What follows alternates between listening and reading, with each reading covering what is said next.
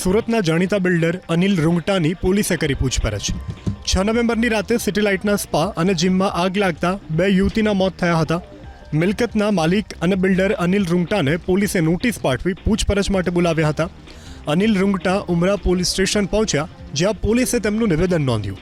Police તપાસ અનુસાર જે ઇમારતમાં આગ લાગી હતી તે ઇમારતના માલિક 3 વર્ષ પહેલા બદલાઈ ગયા હતા, છતાં જૂના ભાડા કરારથી જીમ અને સ્પા ચાલતા હતા। સુરતના જાણીતા બિલ્ડર અનિલ રૂંગટાની પોલીસે કરી પૂછપરછ। 6 નવેમ્બરની રાતે સિટી લાઇટના સ્પા અને જીમમાં આગ લાગતા 2 યુવતીના મોત થયા હતા। મિલકતના માલિક અને બિલ્ડર અનિલ રૂંગટાને પોલીસે નોટિસ પાઠવી પૂછપરછ માટે બોલાવ્યા હતા। અનિલ રૂંગટા ઉમરા પોલીસ સ્ટેશન પહોંચ્યા, જ્યાં પોલીસે તેમનું નિવેદન નોંધ્યું। પોલીસ તપાસ અનુસાર જે ઇમારતમાં આગ લાગી હતી તે ઇમારતના માલિક 3 વર્ષ પહેલા બદલાઈ ગયા હતા, છતાં જૂના ભાડા કરારથી જીમ અને સ્પા ચાલતા હતા।